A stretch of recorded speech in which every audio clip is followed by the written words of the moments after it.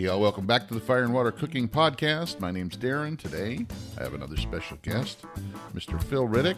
He has the Daddy Cooks YouTube channel, Facebook page. Now he also has the RBOP podcast and YouTube channel. I'll be right back with Mr. Phil Riddick of Daddy Cooks. Smoking, grilling, getting hot and hotter, sous vide and chilling from fire and water.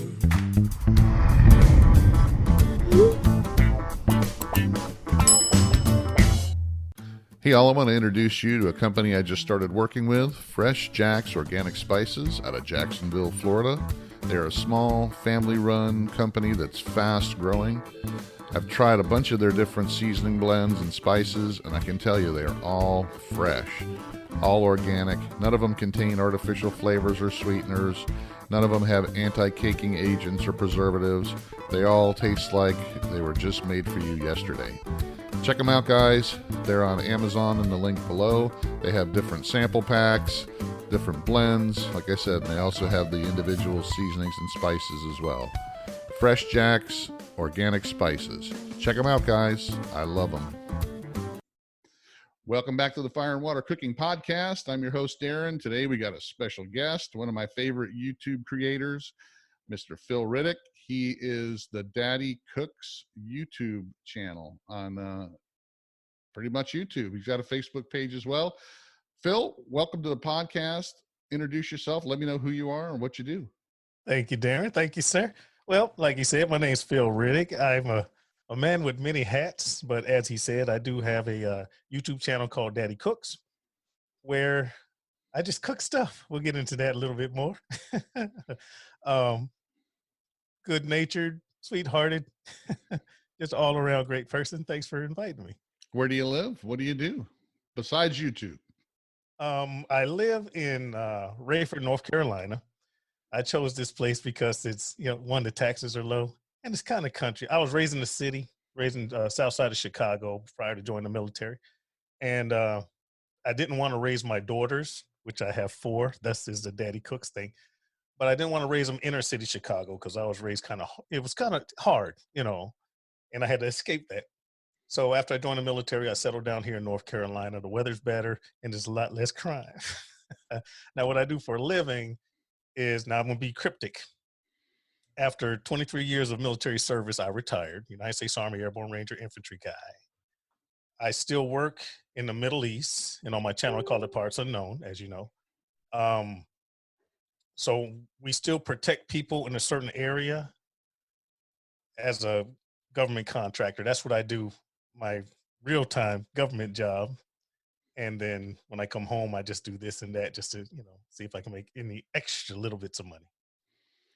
Yeah, I know you from watching your channel. Every once in a while, you get sent to Parts Unknown, so you try to even check in from when you're there, and which it's hard for you to do any kind of cooking, that you can record, but you always attempt to. So I sneak in a video every now and again when I can. Yeah, I mean, that's the fun thing about YouTube. I mean, you can, if you got a phone and an internet connection, you can do a video. So Exactly. So where is that part of North Carolina you're in? Is it close to Raleigh? Is it by Charlotte? I'll say we are about an hour away from Raleigh, Durham. I think we're like an hour and a half, 2 hours. I'm not gonna say dead center. We're closer to Raleigh than we are to Charlotte, but we're right behind Fort Bragg. I am literally 15 minutes from the Fort Bragg South Post Commissary. Gotcha. My son actually grew up in Wilmington, and they live outside of Raleigh now. So you're a little bit north of them then, right? Yes. Northeast. Cool. All right. So let's talk about, you're a military man. So how did you get into cooking? See, that's crazy. That's interesting. I'm going to talk about the military for a second, if I may. Being a retiree, 23 years, infantry is a more, what's the word? I don't want to say violent. That's not the right word. It's a occupation where you do run toward the fire. You run toward the danger, that type of thing. And during my years in the military, you have your stints of where you're teaching things. So for a while, I was a drill sergeant, so people know me for that. For a while, I taught the United States Army Ranger School as a ranger instructor. People know me for that. I mean, look at this stuff on my wall behind me. But anyway, so one of those, shoot them in the face type of guys. So after I retired, well, actually, let me back up. Before I retired, my mother-in-law, rest in peace, took ill. And I'm gonna get into how I started cooking. I'm kind of jumping around here, but um, she took ill. So my wife and my one daughter at the time went to Hattiesburg, Mississippi. If anybody's out there, ooh it, ooh it. So she stayed there for months taking care of her mother. So that left me here at Fort Bragg. Man, you can only eat so many hot dogs and so much ramen, man. It gets old. So PBS became my friend. All right. The Frugal Gourmet, the Galloping Gourmet, Justin Wilson, Julia Child. Back in the day when the cooking channels were on PBS. I know you remember that. Oh, I remember that. Yeah, I'm the same age, close to you. So I remember just on Wilson, just Yeah. add a little wine, a little more wine. That's right. Soda pop with the bubbles on top when you talk about a beer. But I started watching those shows, and one, it was interesting, but two, I understood it, man. It was crazy. I was like, that does make sense. If you put these flavors together with this type of meat, that makes sense. And that kind of clicked. So I started trying it and I enjoyed it. And that's where the spark started. But where the actual cooking came in was my wife, when she came back, she was working 2 jobs. I mean, I was an E4, a specialist at the time, not making the most money. So she was working 2 jobs and she was tired. And Thanksgiving came around and she would always do a small Thanksgiving dinner, but I just didn't want to overwhelm her because I knew she was tired. So I got up and I just started cooking. I did the entire Thanksgiving dinner, man. I mean, obviously my wife prepped, greens and things like that, but I cooked everything. So by the time she woke up the next morning, happy Thanksgiving, man. I love that so much. And I claim Thanksgiving and Christmas as my own. And I started cooking more and more. That's where it actually started. Yeah, cooking out of necessity is kind of the way I started too. I kind of grew up, having to cook for myself because my mom worked 2 jobs and when I was young, and so I had to kind of start cooking my own food if I wanted to eat. And who wants to just cook, make cereal and macaroni and cheese out of a box every day? So, and then That's right. when I was in my teens, I started cooking in restaurants. I started out as washing dishes, and then I said, I'd like to be able to get behind the line and start cooking. So, like 16, I started cooking. So, the first probably 8 years of my, real working career, I was in the restaurant business till I figured out I couldn't make any money at it. So, Yeah, it's really, that's a very hard industry, man. but it got me, into cooking, and I always, been cooking. And, my wife doesn't like to cook, so I do all the cooking here. She would rather do other things than cook. She can cook if she has to, but it's not, she has no palate. She doesn't, she'll just cook, a box of macaroni and cheese and burn some chicken, and that's about all she can do. And she doesn't like to. So, I mean, so she loves it when I take over the kitchen. She'll do the dishes and I'll cook. See, that's the way it is in my household. My wife can cook. She just doesn't enjoy it. I'm like, shucks, if I'm home, one, I'm gone so much. When I am home, come on, man, give me a kitchen, give me something. It's therapy for me. Right. It's therapy for me. Yeah. And, it's like, you're like me, you get a passion for something, you want to continue to experiment and do different things and read up and study and find different, chefs that you can follow and that have different cooking practices and seasonings and all that kind of stuff. So yeah, it's fun. Yes. And it, keeps you out of trouble, right? I wouldn't say that. I still find a way, man. All right. So you pretty much started cooking out of necessity because, you were by yourself. So did you start out like cooking outside? Did you start out like just cooking inside and then kind of move outside? I started cooking inside, and I started cooking things that were interesting to me. I didn't really start cooking outside. This is going to be kind of a crazy turn. I didn't really start cooking outside until I ended up working in Kuwait. All right, so I'm in Kuwait. We're working in our own camp, about 15 miles away from the Iraqi border, and then about a couple miles away from the nearest military base.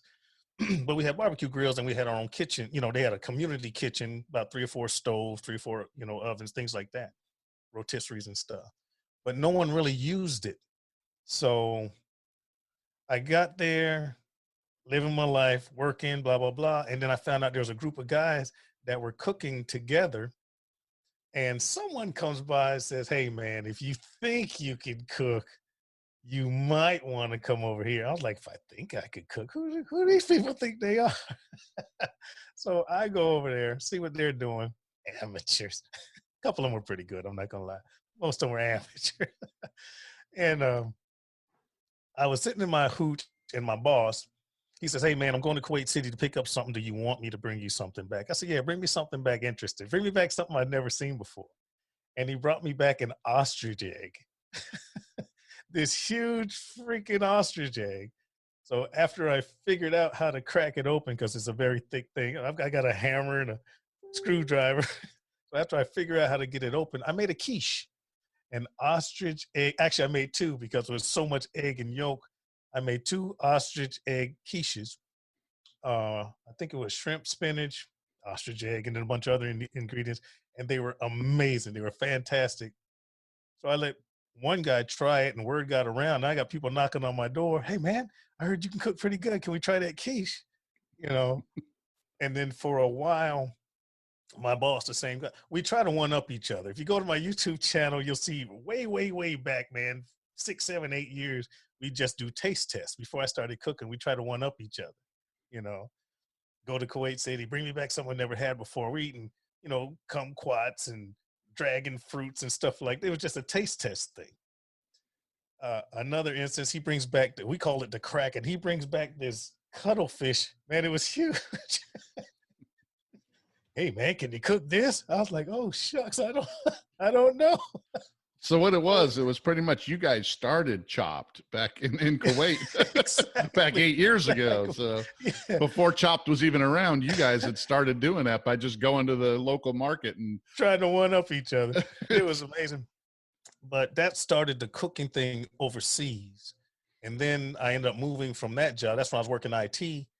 I went from instructing various things to IT. Then from IT, I went to a different country. And you know what? I think that's me doing some beeping. Let me turn that off. Anyway, I went to a different country, and then we started cooking. Me and my boss and I, I'm sorry, we started cooking because there were things we just couldn't get. Let me do this. All right, I'm back here. Sorry. Um, we were in Kyrgyzstan, the Kyrgyz Republic, and if we wanted to do sausage, we had to make our own sausage. We want to do. I saw flying from the States to that place. I stopped in Heathrow, London, and they were selling Scotch eggs wrapped up in plastic. I was like, "Wow, I got one. I ate it. This is great. I want to make one." And I get back to the Kyrgyz Republic, and eggs are everywhere, but they didn't have pork sausage. They sold pork and they sold spices. So we made our own sausage, and then we did the Scotch eggs, that type of thing. But I started filming more and more and uploading to YouTube. And then that's how my channel, people started liking it, and it started growing, and I just kept doing it and kept practicing and kept getting better.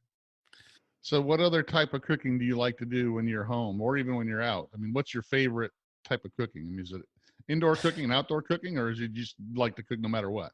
I like cooking no matter what. My favorite cooking is something interesting that I haven't done.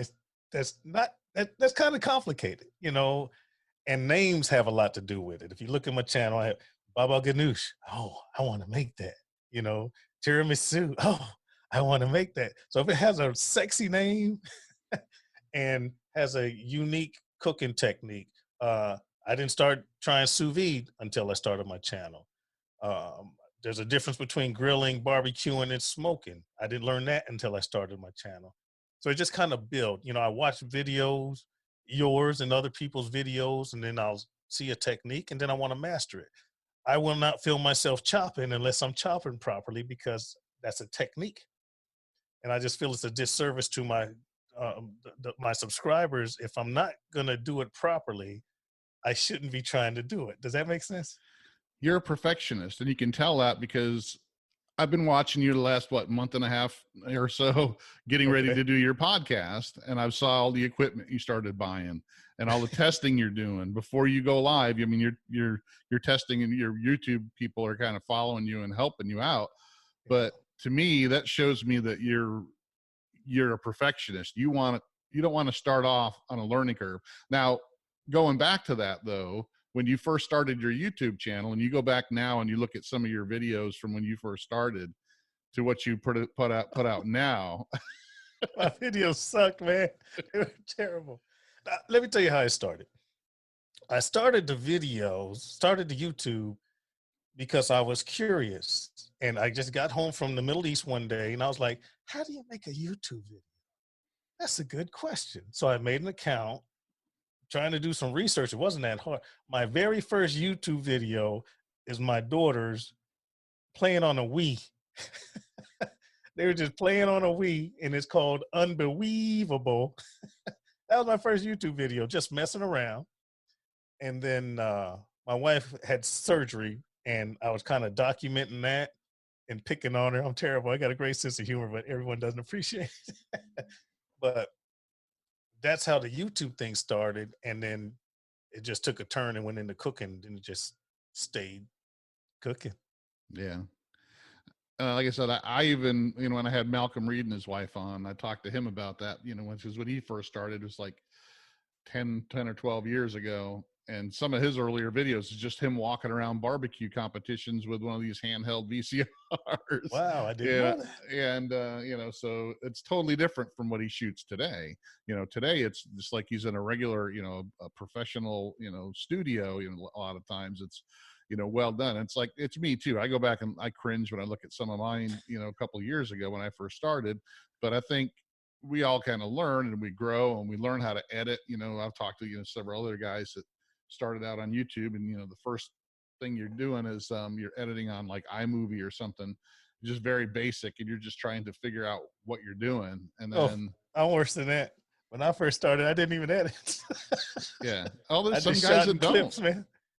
That's like, Tom Horseman said he barely edits, but then again, he does shorter videos, and, he doesn't do a lot of heavy production stuff. And, all of his recipes are simple, he's just, people watch him more for his personality and just to see what he's cooking on, that day. I mean, so, but like I said, I can tell you're a perfectionist just because just watching you set up for your podcast, you're wanting to start out of the blocks, ready to go. You don't want people to think that you're just some hokey doke. You just want to be, I got this professional setup, and I appreciate that. I mean, I kind of I'm one of the guys that dips my toe in, and then I will, if I think it's going to be something I'm going to enjoy and something I want to invest time and money into, then I start, investing. And that's kind of like the podcast. I started out just kind of playing around with it. But then I started calling people like Malcolm Reed and Meathead Goldwyn, and they said, sure, I'll come on your podcast. I'm like, dang, these guys don't even know who I am, and they're going to come on my podcast, Right. So, and I said, well, this might be something. So, but it's another way to me to give back too. I've had a lot of, YouTubers that I watched and appreciated, like, Troy from T-Roy Cooks and Greg Mervich and some others that, have helped me start my YouTube, life. And, they've helped me out by being on my podcast as well. So, They've helped me immensely. They've helped me. Same ones you mentioned, T-Roy. He has sent me spices in the Middle East. Greg, I've called and shot emails to him just to get advice. He's a big guy. He's a big dude. Hey man, I need your advice on this, and he's open-hearted with that. Who else? Justin Babyback Maniac. I've talked to him on occasion. Daryl Smith from Babby's Barbecue. I've talked to him. Just interacting with our YouTube community. And now I have this. Now I have you, Darren. Yeah, I mean, that's a good thing. And the YouTube Cooks community is pretty open. you don't find too many with egos or attitudes. They are all willing to help each other because it's not a competition. You know, I can understand that, hey, I do something a little different than what, you know, Greg does, and Greg does something a little different than what Troy does, and you do something a little different than what all of us do, but we're all doing the same thing. We're trying to help people and have fun when we do it. And, you know, learning as we go. I mean, And I was going to say that, and we learn from each other. Yes. yeah, because I watch your videos and I go, you know what, you know, he cooked it that way, but I'm going to try doing the same thing, but cook it a little bit different. Yeah. You know, I do that all the time. That's what got me really started. I watched a couple of Greg Mervich's videos of Ballistic Barbecue. You know, he did first one of the guys I saw do sous vide and sous vide brisket, you know, sous vide and Wow. barbecue. And I said, dang, you know, this thing might be something. And then so I said, well, I'm going to try it, but I'm going to do it a little different. He cooked his all, you know, well done, like a traditional. And I said, I'm going to try and see if I can make this thing medium rare and make it tender. And I did. And I was like, wow, you know, that's what got me really involved in trying to do something like this. And then I finally contacted him. He's like, yeah, great, man. You know, hell, you know, we can help each other. That's what we do. And it's like, wow, you know, so Yeah. I actually met him last year out in San Diego. I was out there for work, and I called him up. I said, hey, if you're not doing anything, can we go grab dinner? He's like, yeah, I'm retiring tomorrow. Let's go. And went and had dinner. So, I mean, it was great meeting him and everything. So he's a really Man, good guy. I get so jealous because I'm gone so much, and I've met, not physically met, but I've forged relationships with some of the big guys, as you say, and they do get together, and I'm always gone. It kills me. But one of these days, man, one of these Yeah. days.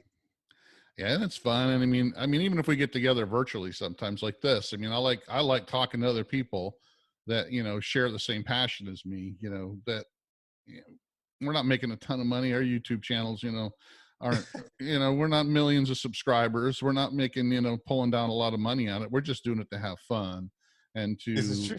and, you know, to help people and teach people and learn. And, you know, it's more, I keep telling people that I'm doing this for, like, you know, 10 years from now when I retire, this might be a little bit of side income instead of having to work at Walmart as a greeter, you know? I know. So let's take a little bit of a break here real quick, and then we'll get back and we'll start digging deep into some of your other stuff that you're working on. All right. We'll be right back with Phil Riddick from Daddy Cooks YouTube. Hey, all, this is Darren, and I want to take a minute to talk to you about Masterclass. I just signed up for Masterclass, and I can tell you what, it's well worth it. Masterclass is where you can learn how to cook from Gordon Ramsay. You can learn how to sous vide from Thomas Keller. You can learn how to make Texas barbecue from Aaron Franklin himself. All these classes are available on Masterclass, plus many more. Masterclass has great video content, interactive assignments, social interaction with the Masterclass community, all for just one fee. You can either buy each individual class for $90 each, or you can sign up for the annual pass, which gives you access to all their classes for just $180. And that's what I signed up for. Check it out, guys. Masterclass has some of the best online training you can find.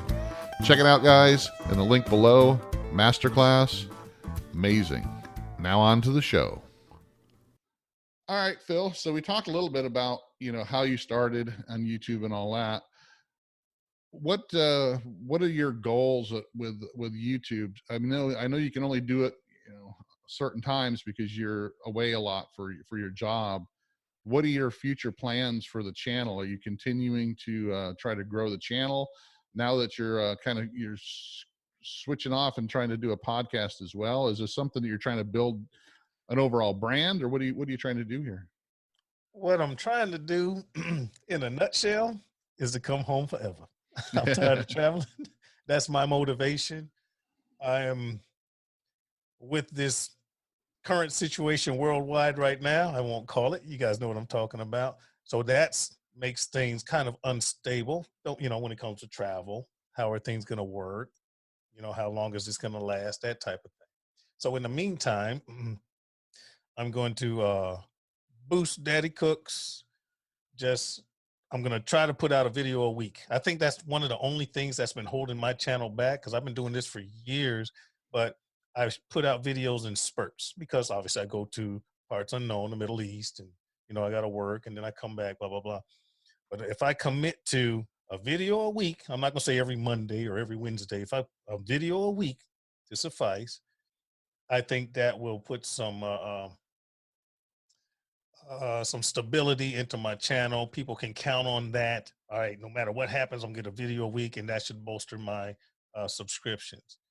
The podcast, the Arbot podcast, is just another outlet, and also possibly, if it grows, another revenue stream. You know how podcast works. Hopefully, that can turn into something. But the ultimate goal is to make this. You see this room that I'm in? This is going to be office number 1 podcast, and then my kitchen will be office number 2, the studio.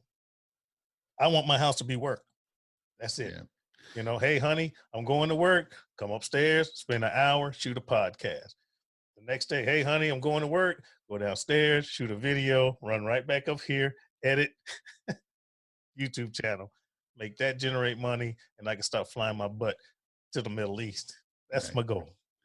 That's kind of what I'm working on as well. And if you see, my office here, this is my studio for the podcast and my editing room as well. So I kind of got it set up to do the podcast. I still got some stuff I got to kind of clean up. It's probably not where it's going to be eventually, but I just got my deck built on my new house. We just moved in this house about 3 months ago. Congratulations. And I had to build a deck on the back to be able to fit my cookers and turn it into a real outdoor studio. And I saw that. I just got it done. Yeah, I just got it done today. They finally put up the final piece of the railing around the outside, and so I just actually shot my first couple videos with my outdoor studio, and so that's like just like you said, that's what it's going to be. That's where I'm gonna shoot my videos, and then in here I'm gonna edit them, and then I'll do the podcast here, and then hopefully within 8-10 years when I retire from my day job, this will be something that keeps me sustained, while I'm also, drawing from my hopefully 401k. Hopefully it doesn't take 8-10 years, man. Hopefully just get it down, and hopefully this prospers. Oh yeah. So, but I'm just doing it for the love of it. So, it's not something that I think I'm going to be, rich and it's going to generate, $100,000 a year job or anything, but I'm not doing it to be famous. I'm just doing it to have fun. I like it. The more I get into it, the more I learn. It's like you.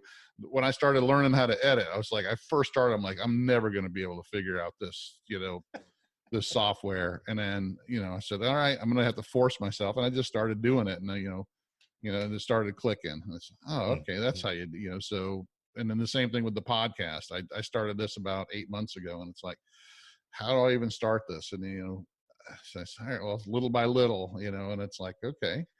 Man, you got me beat. I started this about 2 weeks ago. So yeah, but see, you already got all the equipment. You got all the equipment and ready to go. But you have the experience. I need to suck your brain and get that from you. Well, did you put your first episode up yet? Did you load it up? Oh, I have 7 episodes up. I'm being carried on Anchor. I'm being carried on Spotify, and I'm being carried. I just last week got onto Apple Podcasts. Okay.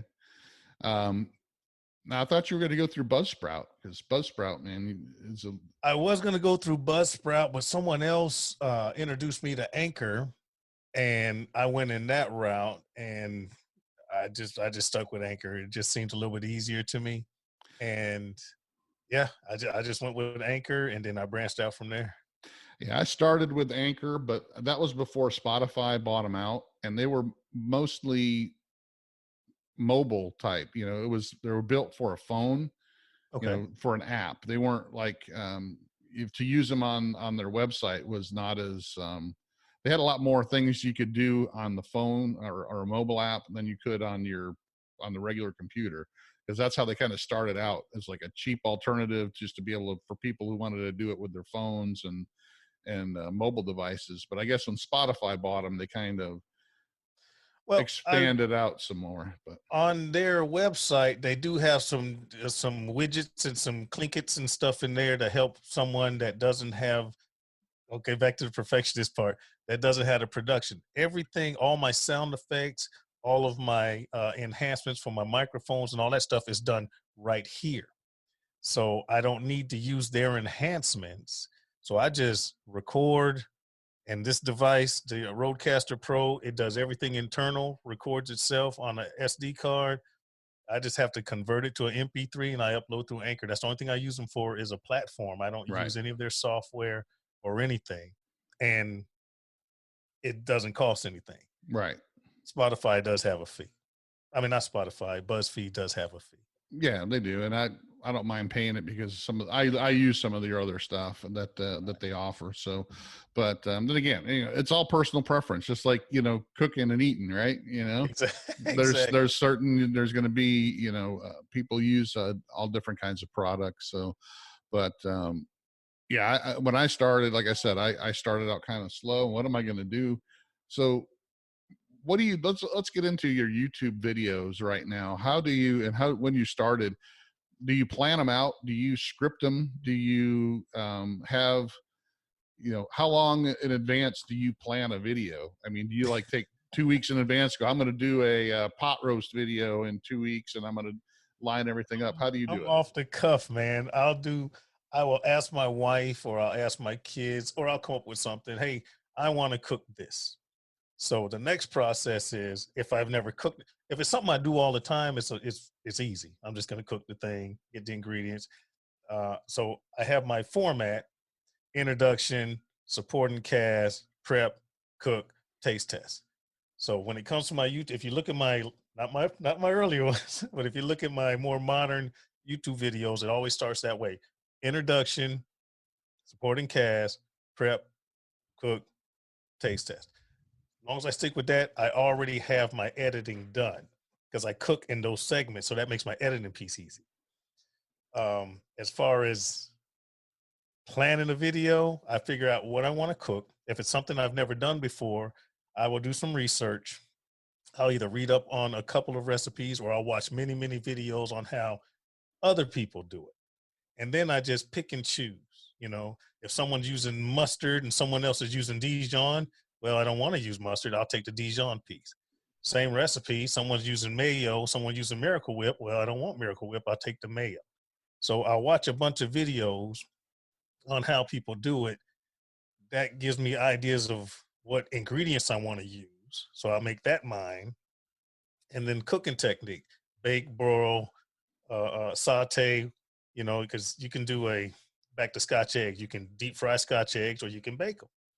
So then I determine what type of cooking method do I want to use, or do I have available? Do I want to do it inside or outside? I get the idea, and then I don't script. I just I do my introduction and talk about what I'm going to do. Supporting cast is easy. Just lay out the ingredients. Prep, I choose what I want to show. Am I going to chop this and show it top down, or I'm going to mix this and show it from the front, that type of thing. Cooking, if I'm outside, I'll show for the barbecue folks. If it's outside, I show the barbecue piece. For the inside folks, if it's on the stove or the oven, I got to show them that piece. And taste test just a done deal, and then just close out. So I don't write a script. It's like we're talking now. Yeah. I just kind of let it go. I'm a fluid speaker, and I've spoken in front of so many people as a military guy, instructor, or in charge of a group or an organization. I'm comfortable speaking in front of a camera, so I don't have that problem. I just figure out what I'm cooking, how to lay it out. Very rarely do I do a second take, but sometimes it happens. And edit, cut out what's ugly, keep what's pretty, upload to YouTube. Yeah.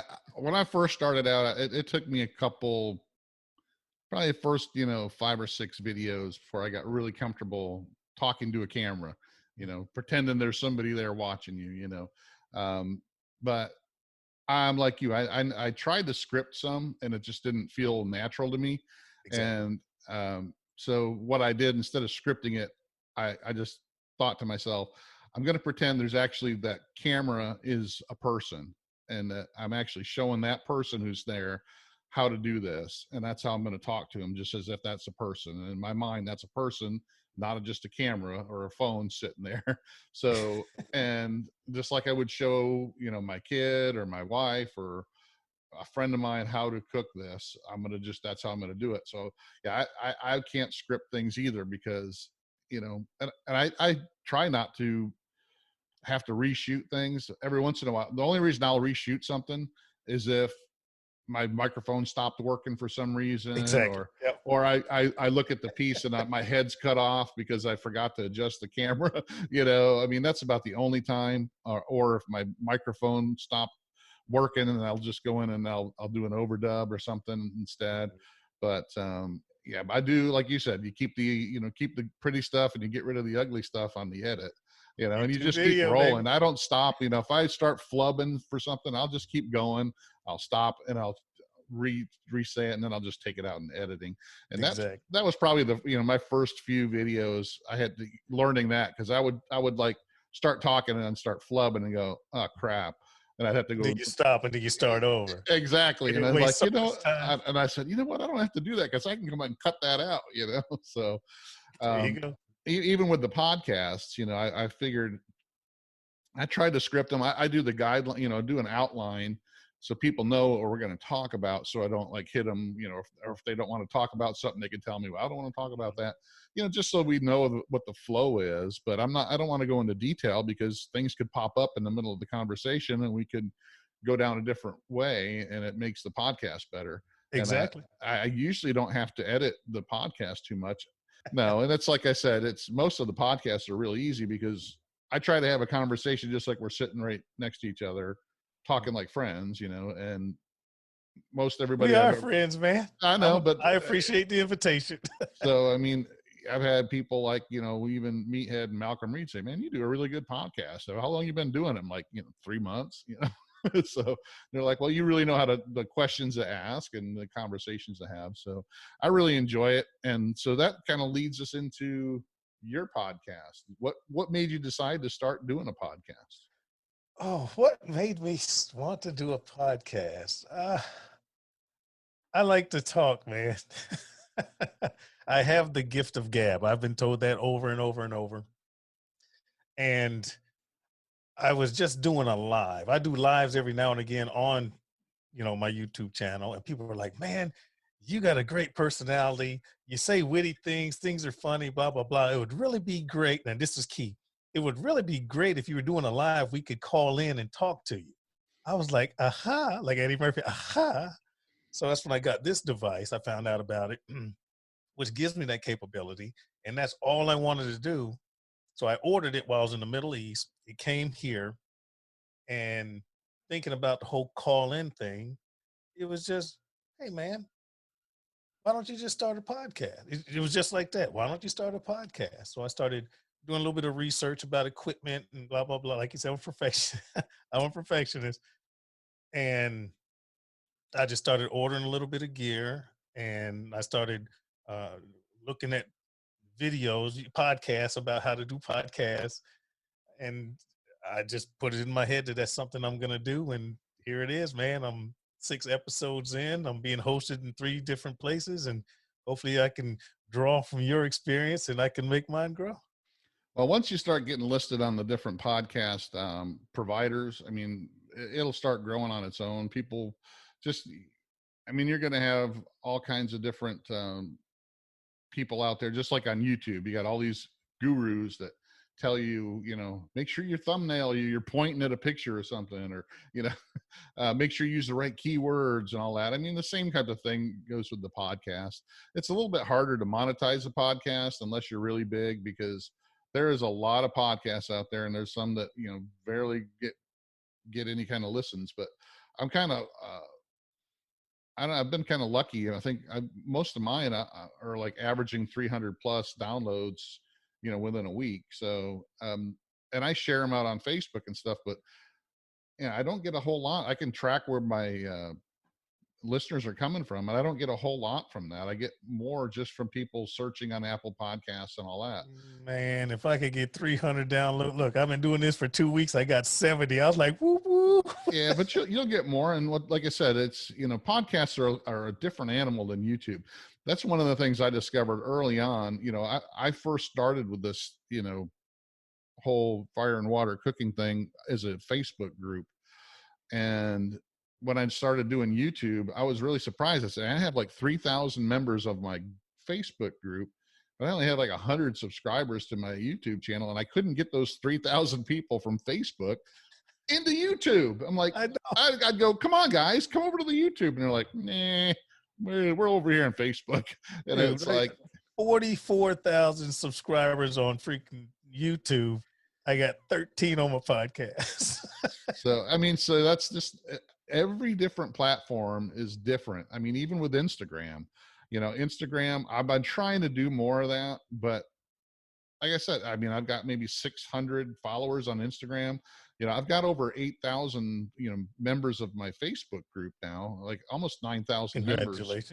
But I'm still, in the mid threes on YouTube, and then Instagram, I'm not even at 700. So it's just, people are kind of funny. They don't go from one platform to the other. And then the podcast people are probably totally different. They probably aren't on Facebook or YouTube. So yeah, I mean, those are the people that they're listening to podcasts when they're working out, driving to work, when they're doing something that they can't do anything else but listen to a podcast. I mean, so it's crazy. I started doing these video ones because I thought maybe I could start drawing some more. I didn't want to start jumping into doing the video ones and then it flop. I tried to load some up onto YouTube that were just audio with just a regular image on there, but they didn't work out too well. But the one up for Tom Horseman actually was pretty good. I mean, I got a lot of views on it, so I'm hoping this will boost it up some of my other video podcasts by getting some and it's like giving back to the YouTube cooks guys that helped me when I was getting started in YouTube. If I can have you guys have a way to introduce your channels and what you're doing to the people that follow me on either Facebook or Instagram or on the podcast and YouTube. I mean, it's great. I mean, there's going to be a lot of people that have never heard of you before that are going to go check out your YouTube channel. Hopefully. And then, and then when you post it up on your Facebook or whatever, people are going to go, hey, well, I don't know who this guy is that had him on there, but they're also going to find out a little bit more about you that they might not know too. So yes, you're correct. You're correct. But so I just like I said, I thought doing a podcast was something that was just the next step for me, and it sounds like that's what you're doing for you. So what's your podcast going to focus on? So it's not going to be cooking, right? No. My podcast it's called RBOP, Riddick's Book of Philosophy. And it's all about how and why people treat each other certain ways, or they do things to each other, just either quirky or serious or confusing things that people do on a day-to-day basis. It might be something that I saw. Why would someone do that? Oh, case in point, why would people buy all the toilet paper? And then you talk about that, or what makes you afraid, or how do you describe being afraid? Things like that. I have my daughter here sometimes, or get a call in, but it's all about people, not political. It's just about people. Why do we do stuff, or why do we not do stuff? It might be funny. It might be serious, might be quirky. That's the whole thing about Riddick's Book of Philosophy. Just what do people do and why? Why do they make these bad comments on my YouTube videos? Yeah. Why would they do that? Who doesn't like salt? People are crazy. I mean, I get more people on Facebook than you. I've been kind of lucky. Every once in a while, I'll get somebody that'll just make a stupid comment on my YouTube video, and you just scratch your head and go, "This guy has just got nothing else to do in his life but leave this comment that doesn't even make sense on my YouTube video." So I know there's I got a comment today on a video I did like 4 years ago. He says, "You should have added this, and you're sloppy." I was like, what video was that? I had to find a video, man. What are you talking about? You didn't add Parmesan and you're sloppy. I'm like, maybe I don't like Parmesan. What kind of comment is that? I literally had one yesterday on a video, one of my first videos I did almost 2 years ago, that it was on top round. I sous vide top round, make it tender. And the guy's comment was, "The only thing I use top round for is to feed it to my dogs." And it's like, this video is like 2 years old. I'm showing you how to cook it to where you can actually make it tender and it tastes good. And all he can say is, "I just feed it to my dogs." Like, what kind of person just sits around? I guess it's because of the situation we're in right now. They got nothing else to do, right? Man, I can't count the crazy comments, and you know, most comments help you make the video, good or bad, help you make a better video.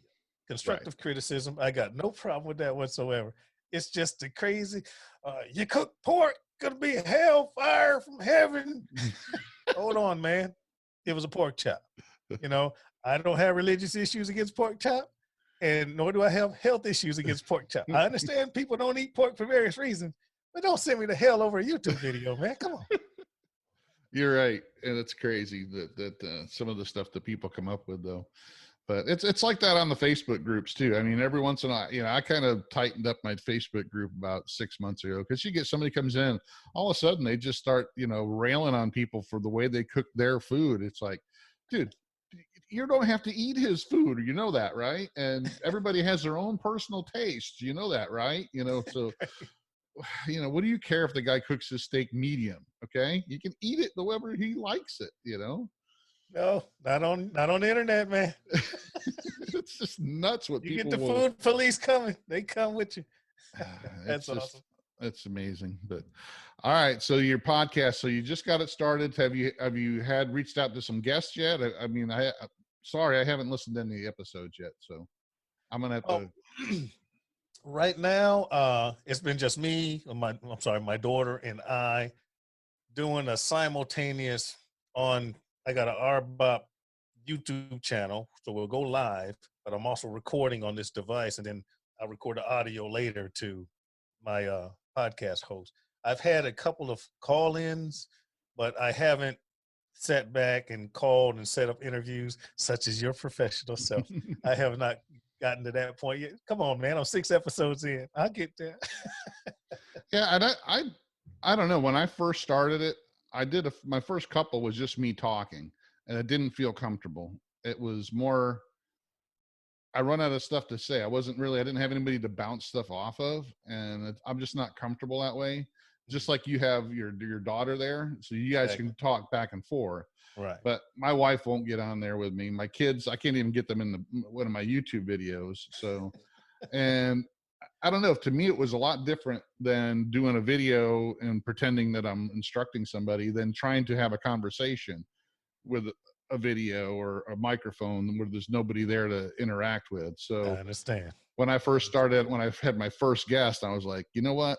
I don't think I want to do any more with just me talking. You know, I listen to podcasts where people are just talking by themselves, and I just can't do that. I can't read from a script or just I was going to say that. Or talk back into scripting. Or talk to a wall and pretend the wall's talking back to me. I can't do that. I need to have somebody actually to, you know, bounce back and forth with. So I promised myself I'll get somebody. I'll call a buddy of mine and say, look, you know, if I don't have anybody to come on, you come on. They're like, yeah, anytime you want me to come on. So, I mean, I'll have somebody on there, or I'll just, you know, do something else. You know, I'll skip a week. But so far, I've been really lucky. Just about everybody I've asked has said yes. I've only had 1 or 2 people that said no. But I've had, like I said, you know, Steven Reichland, you know, came on my podcast. I've had Meathead Goldwyn twice. I've had some of the other people from AmazingRibs.com. I've had Malcolm Reed and his wife on. You know, I mean, some of these people that you were like, these people are never going to say yes. And you send an email and they're like, sure, when do you want to do it? And it's like, nice. Oh, you know, so it makes you feel good. And then actually, my best compliments came from like Malcolm and Rochelle. They said, you did a really good job, you know? And I'm like, yeah, I've only been doing it a couple of months, but I've listened to some of yours and kind of like, well, you did a great job. So, and anytime you want me to come back on, you know, just let me know. So well, I'm going to pick your brain because one, tit for tat, I'm going to be coming for you, man. Whenever you want, I'll be on. But thank you, sir. Definitely, it's a fun thing to do, and like I said, it's just like the YouTube Cooks community. You know, the overall big, you know, cooking community out there is the same way. People are open. You know, they want to self-promote as well too. It's not just they're trying to help me. They want to promote themselves, and they know that there's probably people that listen to me and watch my stuff that don't know who they are, and that I'm introducing them to them. So, you know, I'm glad to have them on. I like talking to, new people. And so it's, to me, it's fun, and I learn stuff. So And we're helping each other. We're exactly. helping each other. Yeah. So what do you see in the future? You're going to keep, going to expand on the podcast, and now you got a separate YouTube channel for the podcast itself? I do. Yes. I have the same thing. The podcast is called RBOP, Riddick's Book of Philosophy. The YouTube channel is RBOP, Riddick's Book of Philosophy. So I don't do solely video podcasts when I'm here. Obviously, I work abroad. When I'm here, I'll do a video and a simultaneous recording.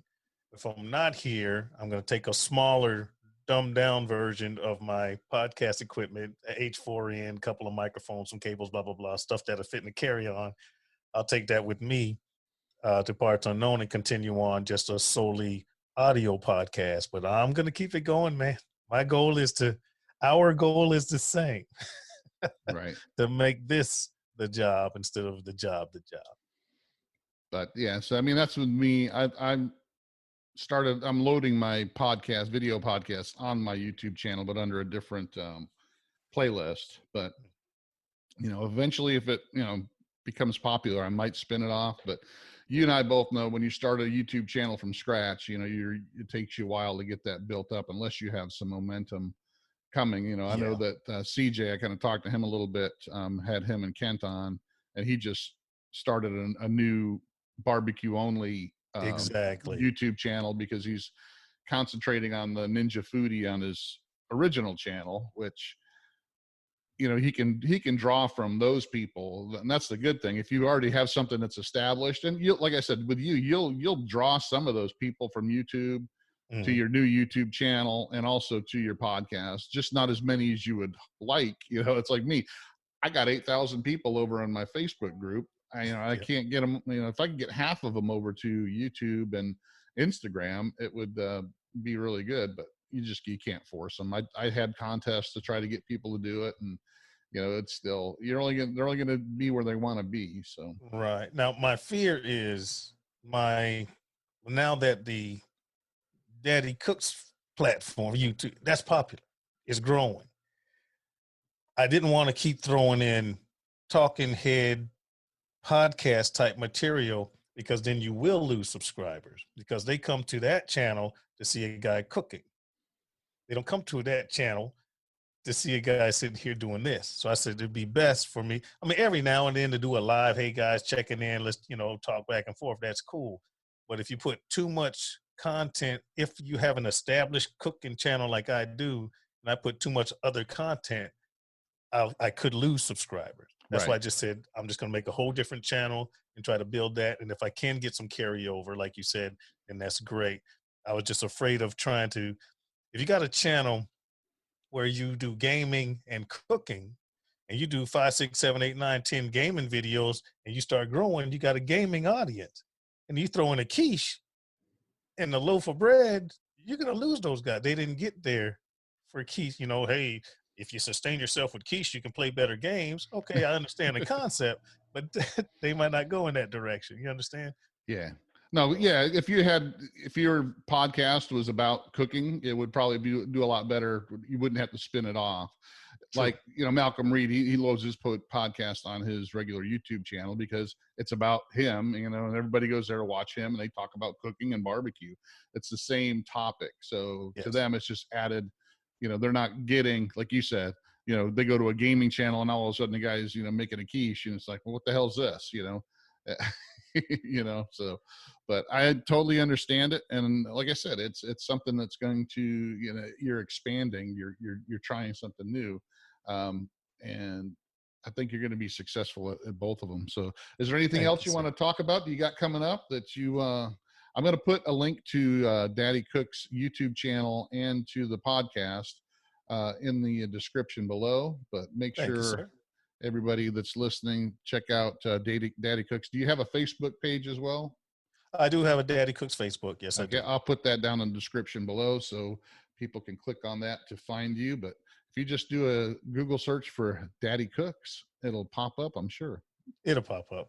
It'll pop up. And if you're on YouTube and you type in RBOP, it'll pop up. You'll see me and my daughter, You'll find me. Is that one word? Just RBOP? RBOP, RBOP, yes. Okay. Now, so is there anything else you wanted to touch on? Since do you want to talk Um, about family? How about your how old are your daughters now? I'll see you put me on the spot. If I get one of these wrong, they're gonna kill me. Okay, my oldest is 32. The one after underneath her is 25. The one underneath her is 22, and the one underneath her is 21. Nope, I got one wrong. 23, 21. They're gonna kill me. Oh Anyway, man, they're coming to breaking the door down.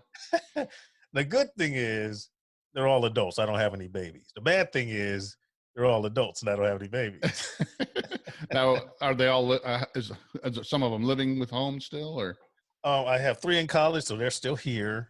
My oldest was gone, came back just for a while, just a minor setback. Didn't lose her job or anything. It's just minor setback, and home's always home. So, once she gets back on her feet, boom, she'll be out. But now we have the current situation in the whole world shut down. We'll see what happens. Love them to death. They're always welcome. I'm not always the friendliest guy in the world. See, I'm friendly on the internet because you only show what you want people to see, just like That's right. Facebook, just like YouTube. But dad's dad. Sometimes you got to crack down. I love them to death, but you're not going to lose your mind in the house.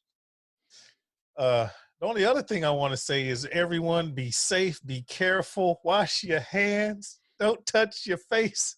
If you see someone sneeze, run. Yeah, just stay Yeah. out, stay out of crowds. That's for sure. Definitely. Exactly.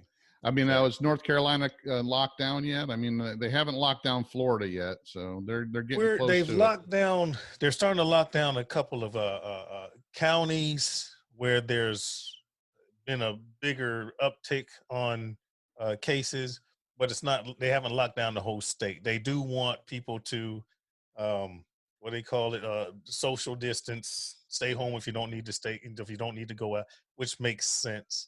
It's uncomfortable, yes, but it makes sense. Like they say in the news and other places, if we can reduce the curve. Don't want to overwhelm the medical system. But just be safe. Take care of each other. Like I said, someone calls, just give them that look and just, give them the Exactly. Heisman Trophy stiff arm. That's it. Yeah, man. Hopefully, you got enough toilet paper and paper towels to Good. I'll last tell you. you. I went to helpful hint. I went to a Staples and they had hand sanitizer. It was like six bottles. I took two. All right. I get to the cash register. This lady was like, "Oh, I haven't seen hand sanitizer." I was like, "Ma'am, there's 4 more bottles over there." Mhm. I could have easily bought all 6. Yeah. But come on, man. Get what you need. The You world's not know, coming to the end. Leave something for somebody else. she went and bought all 4 of them, right? She probably did. That's true. I mean, we didn't go crazy. We buy at Costco anyway, so we buy the big thing of toilet paper, whenever we go anyway. So, did we buy a little bit extra because we saw people are going nuts? And Of course. you do, but I wasn't leaving there with my cart full of toilet paper. It's like Yeah, I'm there's not buying out the store, man. No, Look, I got 5 women in this house, and women go through toilet paper like the butts got teeth, man. I don't know if they're eating it. I don't know, but I still didn't buy more than I needed. right. And I bought some extra freezer stuff and things that maybe some non-perishable stuff that just in case. We got hurricane season down here, which I don't know, you're kind of close to the coast up there, so I know you get some up there as well, but we get some of that panic buying at least a couple times a year here. So I mean, We're in a perfect spot. We're a couple hours away from Myrtle Beach, a couple hours away from our beach, so we have the mountains to keep the winds from Florida, and we're far enough from the coast so that, yeah, we still get, the winds and the occasional tornado, but we're kind of, the earth kind of buffers us. We're in the perfect spot. Yeah. We maybe like I think it was like 10 years ago, we had a couple storms come through real close on Tampa. Usually they go on the east coast of Florida. We don't get a whole lot usually on the west coast, but we still, whenever there's one in the Gulf, I mean, they or the anywhere near the Caribbean or anything, they everybody starts buying stuff up. So Yeah. it's just normal for us. You know, people go crazy when they start seeing, you know, so it's just like hurricane shopping. So What's normal for us, this is the last thing I'll say, is in the wintertime, dude, being raised in Chicago, I'm used to snow. You know, first snow, you got snow up to your knee, up to your thigh. Here in North Carolina, they get like a quarter of it. It doesn't even have to stick on the street. It just shows up on the grass, man. They start buying generators, shut down the schools. They start brining the roads. It's crazy. It's funny. I grew up in upstate New York, right on Lake Ontario. So we got lake effect snow. So yeah. You know what I'm saying? Yeah, exactly.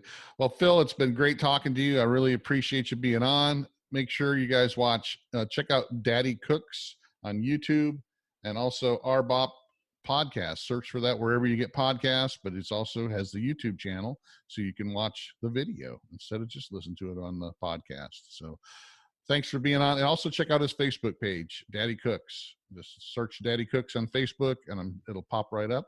Thanks, Phil. I appreciate you being on. And just let me know when you want me to be on your podcast. I'll be ready with bells on. Will do, man. I really appreciate it. I really enjoyed this. Thank you, sir. All righty. I'll see you again. And thanks for watching, everybody. Well, thanks again all for being here on the Fire and Water Cooking Podcast. I want to thank Phil Riddick of Daddy Cooks and RBOP for being on. Make sure you check out his YouTube channels, Daddy Cooks and RBOP, and also check out the podcast. Make sure you follow the Fire and Water Cooking channel on Facebook. We have both a group and a page. Make sure you check us out on Instagram. Make sure you follow the Fire and Water Cooking channel on YouTube. We got this video for this podcast is now going to be on the YouTube channel as well. So, and make sure you join us again on the next Fire and Water Cooking Podcast. See you next time.